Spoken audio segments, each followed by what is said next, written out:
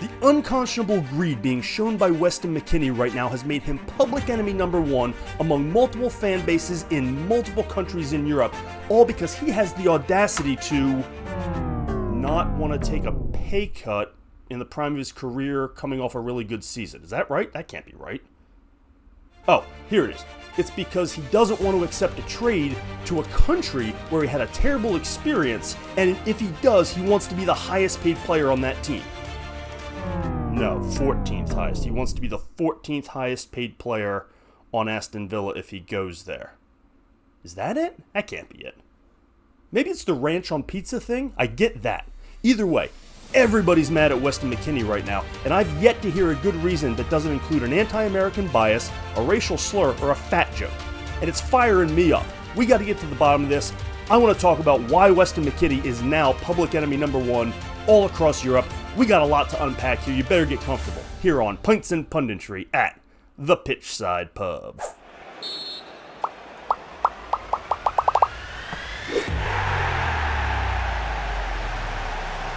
As always, I love to get differing opinions from mine. That's the whole point of this channel. So I want to get you down in the comment section. But if you're going to disagree with anything I say in this video, you'd better come to bat with something other than Weston McKennie being a fat black American. Because the first part isn't true, and the last two won't be slandered on this channel. But I do want to hear an explanation for why everyone is hating Weston McKennie so much right now. So get down in that comment section. Let me know what you think as we go through this video. You can leave some comments on Twitter as well at Pitchside Pub. Subscribe to the channel if you haven't done so already. And check out the website, pitchsidepub.com. So Weston McKennie gets cast off by Juventus, sent on loan to Leeds where he has a disjointed stint playing for a different coach than he expected while being verbally abused by vile Leeds fans. Then he returns to Juventus this season, not exactly welcome in open arms according to some recent reports, and he works his way back into Max Allegri's rotation in part because of his willingness to play any position he's asked. And then he becomes a reliable part of a Coppa Italia winning club and helps Juventus get back into the Champions League. During this time, he's the 16th highest earning player on the team, making just over 60,000 euros per week, which comes out to around 3.2 million per year. But unfortunately, he's in the last year of his contract. Now, he wants to stay. In fact, he's on record as saying, "I still have 1 year left on my contract. The renewal issue is on the agenda and my agents are talking to Juventus. I hope to stay. I'm thinking about the team. Obviously, we want to win the Scudetto again. I want to be a part of and return to the Champions League as it was before at Juventus." And it's not like he said this back in October. This was from an interview last month. He is well documented as wanting to stay at Juventus. But as a player who established himself as a starter, he'd probably like to be paid as one, and most reports indicate that he asked for a salary increase, although most reports are saying that it was the same 3.2 million euros that Capology reports he was already making this year, so it's difficult to verify just what McKennie may have been asking for. What's very clear, however, is that he does not want to take a pay cut, nor should he. But yes, that's what Juventus offered him.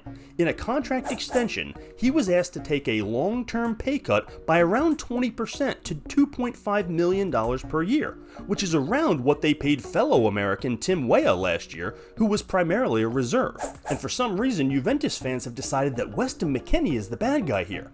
Do we want to take any guesses as to why? Maybe we should ask some Leeds fans. Additionally, new Juventus manager Thiago Motta is enamored with Aston Villa midfielder Douglas Luiz, and the two sides have worked out an exchange involving multiple players and cash, along with Luiz coming to Turin and McKennie heading to Villa. Except McKennie still doesn't want to take a pay cut coming off a good season, and if he's going to be sent to a place he doesn't really want to go, he would like to be compensated by at least one of those sides, reportedly to the tune of 4 million euros, which may seem like a lot for a guy who made around 3 million last year, but it's not for an Aston Villa club that spent 111 million on player wages last season, or a Juventus squad that spent 125 million, or in a transaction that includes around a 20 to 25 million euro transfer fee depending on which report you believe. McKennie has all the leverage here and everybody's pissed off about it. He's coming off a good season, he only has a year left on his contract, and he plays for a cash-strapped club who needs to use his value as a tradable asset. Because let's face it, that's what he is. He is an asset. All players are assets. Clubs treat their players like tradable assets, and the fans are angry about it because they want to trade one of those assets for another player.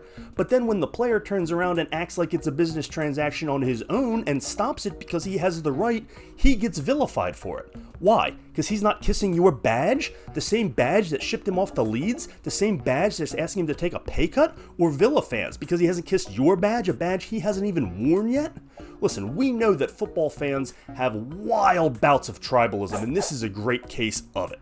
But when it gets coupled with not just an American, but an African American rejecting them, the worst of football fandom rears its ugly head. Football's a business. Weston McKennie is not from Turin. He didn't train at Vinovo. He signed an agreement to play football for Juventus for a set number of years for a set number of dollars. And he's done that. Now they're asking him to play for less, and he said, no, I don't want to agree to that.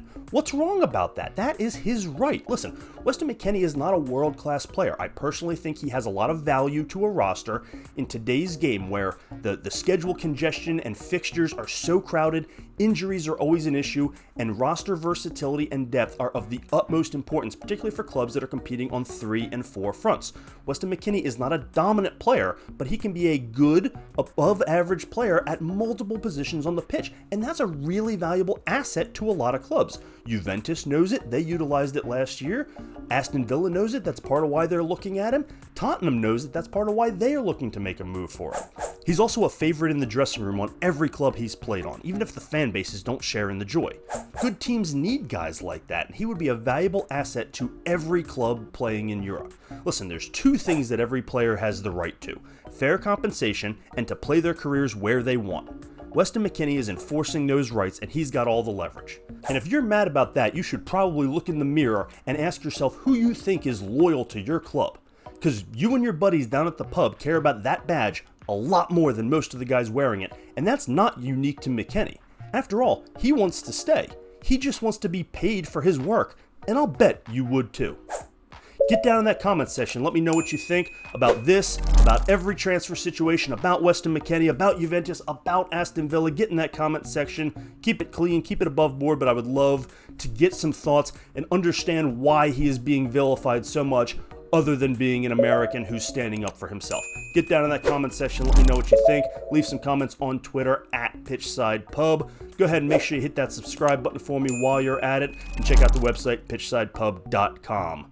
Thanks as always for joining us here on Pints and Punditry at the Pitchside Pub.